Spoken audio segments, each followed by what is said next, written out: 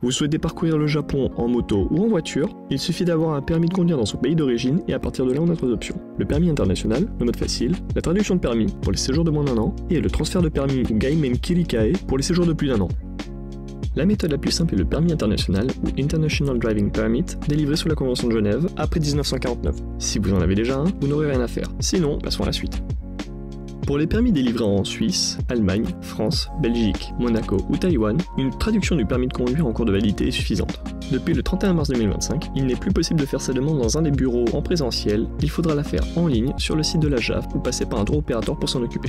Le faire vous-même vous reviendra bien moins cher, mais vous devrez vous infliger le long formulaire en ligne.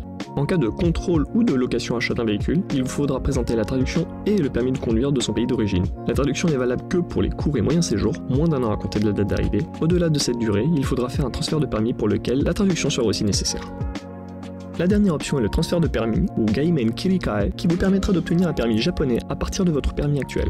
Cependant, la démarche est lourde, tant au niveau des papiers nécessaires que du rendez-vous à passer. Pour être éligible au Gaimen Kirikae, il faudra d'abord remplir ces 2 conditions. Avoir un permis de conduire en cours de validité, prouver être resté au moins 3 mois dans le pays de délivrance après obtention. Niveau documents nécessaires, il vous faudra préparer le formulaire d'application, trouvable sur le site de la préfecture où sera fait le transfert, une photo d'identité au standard japonais, le permis de conduire de son pays d'origine, la traduction du permis de conduire, son passeport avec un visa valide, les frais de dossier, montant trouvable sur le site de la préfecture où sera fait le transfert. Pour les résidents, 2 documents supplémentaires seront à apporter. Une carte de résident ou Zaryū Card, un certificat de résidence de moins de 6 mois, ou Jumin Hyo, obtenable auprès de la mairie du district de résidence. Une fois tout ça prêt, il va falloir prendre rendez-vous dans le centre d'évaluation et de gestion des permis de conduire de la préfecture où vous logez. Attention, si vous ne parlez pas bien japonais, ces établissements vous demanderont d'être accompagné d'un traducteur le jour J. Le rendez-vous se divise en 5 parties. La remise des documents, un entretien oral pour vérifier l'éligibilité au transfert ainsi que les conditions dans lesquelles le permis a été passé, un test d'aptitude, principalement pour évaluer la vue, un test écrit sur les règles de circulation au Japon et un test pratique de conduite sur le circuit fermé du centre d'évaluation.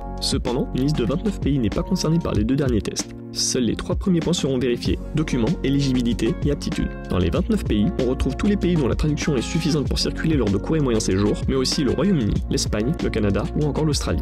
Le test écrit consiste en 10 questions vraies ou faux concernant les règles de circulation et les panneaux. Vous aurez un peu plus d'une dizaine de minutes pour répondre aux questions, et au moins 7 bonnes réponses sont attendues pour que le test soit considéré comme réussi. Le test pratique n'est ni plus ni moins qu'une épreuve de permis. Vous commencerez avec un score de 100 et vous devrez terminer avec un score de 70 points minimum pour qu'elle soit validée. La perte de points peut vite arriver et se divise en 3 catégories. 5 points pour les petites erreurs telles qu'un clignotant mis tardivement ou oublié, 10 points pour des erreurs plus graves comme des manquements aux vérifications de sécurité, 20 points pour de grosses erreurs comme rouler dans la direction opposée, franchir une ligne continue ou rouler trop vite. Des erreurs telles que des collisions ou ne pas s'arrêter quand c'est nécessaire sont-elles éliminatoires et mettront un terme immédiat à l'examen. Au terme de tout ça, on vous remettra votre permis de conduire japonais et vous pourrez profiter pleinement des routes du pays. Félicitations!